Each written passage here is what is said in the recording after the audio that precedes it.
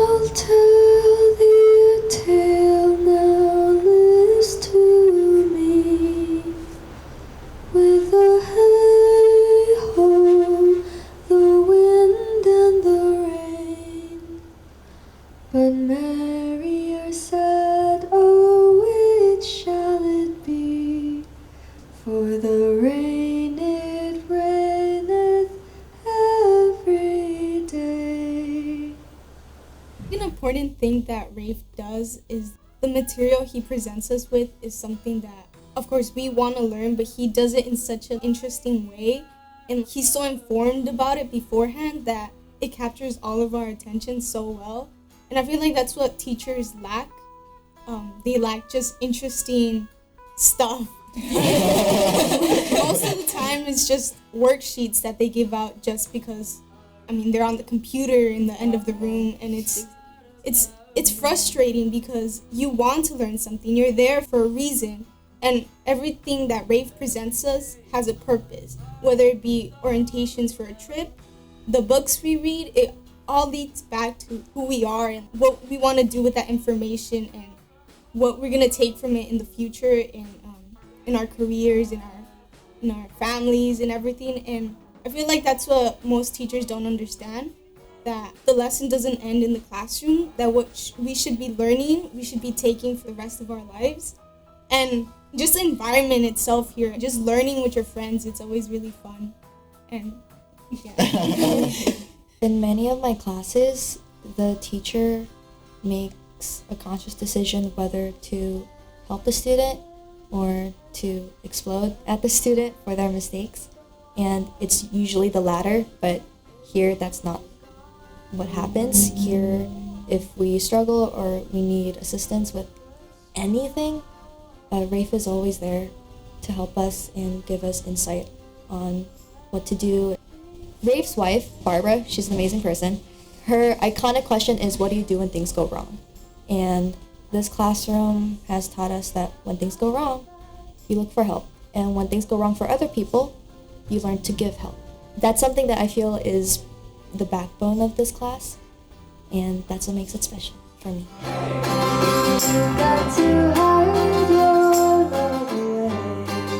Rafe knows what he's doing. He always has things prepared a week before or a month before, wherein teachers at school don't know what they're doing. They come to class unprepared, and it really hurts us. When we take the SAT practice exams, he always solves all the questions beforehand, so he knows what math problems we're going to face, and he always helps us get prepared for that math question. And it's very helpful because he knows what we're going to face, so he is always ready to answer our questions. And if he doesn't have the answer to the question at that moment, he always comes back to us and tells us the answers later on, so that's really helpful. Rafe always presents the class's material in a manner that makes us all want to focus and listen to him and respect him, and it changes the way we function in the class. The preparation that Rafe does for the trips and for everything else that he does for us is really important, because I think I do know some kids at school who do have that potential, but because they don't have the opportunities that Rafe provides for us, the preparation, they don't reach that level. If teachers just worked a little bit harder to get those kids there, then we'd have a much better world to live in. So I guess the advice I'd want to give is prepare your students, care for them. The readiness is on. Everybody's watching you. The last book we read with Rafe was For Whom the Bell Tolls, and it has to be one of the best books I have read out of all the ones we've read. It has left such an important mark in my life, just thinking about Robert Jordan and seeing the bigger picture. And it can show teachers how just a small book can have an effect to the students in their class. Rafe does teach us how to read. At school, we don't even read anymore. They just give us books and they don't explain anything. And here we actually read and he explains everything very thoroughly, and that really helps us. As you guys know, I'm attending Columbia this fall.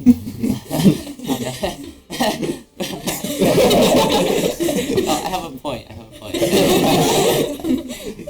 Okay, and like you guys said, we do a lot of reading in this class, and it's actual reading.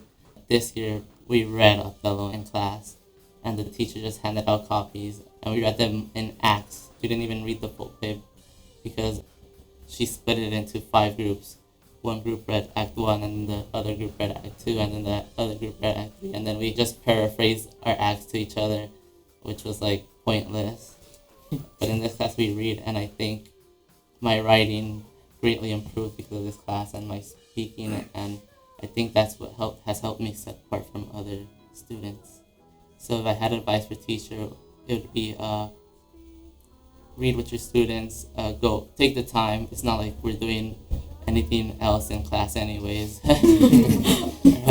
So it doesn't hurt to read a complete book in class. My teacher, she usually just gives us like a handout at the beginning of class, and then she'll go straight to the phone and just gossip about us like if we're not even there. Just talking about us the whole time, and then she'll give us homework at the end based on something that we didn't even learn because she was busy talking on the phone. So my advice to teachers would be to actually teach us and do their job and not just go do something else while we're there. In my math class, there are certain students that act up, and because of that, my teacher only focuses on them and spends their energy going like, hey, stop it. And then like, I'm just there like, I want to learn, man. Because of that, she spends the whole period lecturing us, oh, you can't do this, you can't do that. And it's not fair for the students who want to learn. I want to say, focus on the students who are willing to learn and are trying their best to grasp any little information that you're trying to give, whether it be science, math, or any life lessons. In this class, there are no students that act up. They're really supportive, and because of that, we have a safe environment, and it's like really nice to do. It's just nice.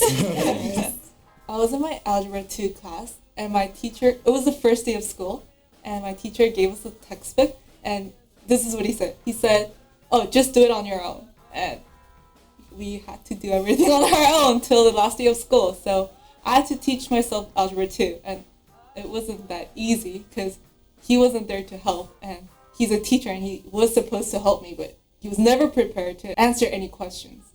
Just be prepared. We're students and we're there to learn something. We're just not, you guys aren't babysitting us. You are there to help us learn and gain knowledge. But when you just tell us to do things on our own, it just doesn't help us with our education.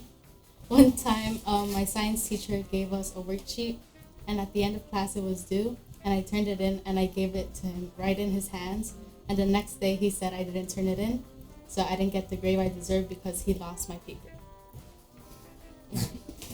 So one advice I would give to teachers is to be organized and to not lose their students' work. I went to Baltimore for an international bridge contest in the United States, and I won the regional contest, so I had the ticket to go to Baltimore to compete in the international contest. And the planning was really bad. Like, our school system didn't have any money, so we had to pay for very low price plane tickets and very low budget hotels. Our hotel was called America's Best Value Inn, and when our driver took us there, he was like, "Oh, your school took you guys here? This is the place where prostitutes stay." and then I was really shocked when he said that. And when I went in, I smelled marijuana all over the hallways, and even the rooms itself smelled like marijuana, and there were just stains all over the place. School should take care of us. If we did something great, then I think they should provide us with also great things. In one of my classes this year, my teacher, the first day she told us, when you're in my class, you're not allowed to talk to each other. And that was strange because in a classroom, if I have a question and it's not something that needs to be asked by the teacher, I'm not allowed to ask the person sitting next to me. Teachers need to understand that communication is something that everyone needs to do. whether it's in the classroom or at a job or for the rest of our life, we need to talk to each other. So if I can't ask my peer a question, how am I supposed to go into the real world and ask a stranger a question or someone that is above me a question that I need help with? I think that teachers need to understand that in the classroom, yes, we need help from the teacher, but we also need to learn from each other, because that's how we're all gonna evolve in a better classroom and society where we need to talk to each other. The way that teachers present their class to students affects how they learn. I remember my first day of school, I was entering my AP Computer Science class, and the first thing that came out of her mouth was, so I'm not an AP Computer Science teacher, but I teach chemistry and environmental science, and that's a science, and science is a computer science. So everybody was looking at each other in the class like, then what are we doing here? What are we supposed to learn from you? If you yourself say you're not ready to teach this class. And the way she said it brought us down our excitement to learn about computers. Be cautious of the way you present the class, because in the future it could affect how the students listen to you, respect you, or question whether you are knowledgeable on the subject.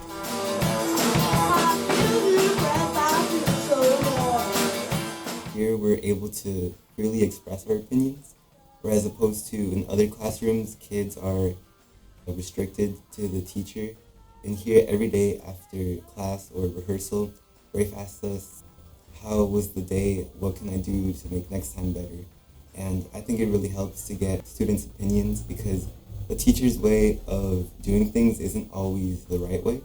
And for a lot of kids, they learn differently. It's really important to get responses and feedback from students who are actually in the class. In this class, I've been on many trips with Rafe, and I just had an orientation with Rafe for Europe. Rafe always had the materials ready. If we have a question about the trip, he always prepares us. I don't come from a rich family, so I lack a lot of materials.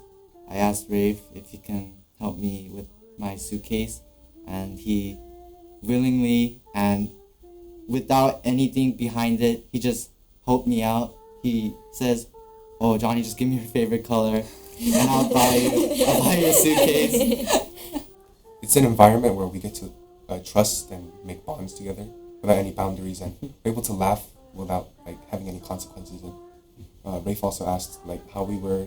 That also makes our day, because after all the negativity we've been through outside of this class, we can come here and be safe and be happy, and this acts as our safe haven for us. I think this is a place where we can all find reassurance and happiness. If you're a teacher, hopefully it's because you like to teach and that you like to show students new things, and that it's satisfying to you to watch them as they understand new things about the world and how the world acts around them. So revel in that and enjoy each day you get to teach, because no matter what goes wrong, whether it's your fault or not your fault, remember that your classroom should be your happy place. When Rafe always comes in to work with us, he's always happy to be there. Room 56 in that way is very encouraging and inspiring, so remember to enjoy your classroom.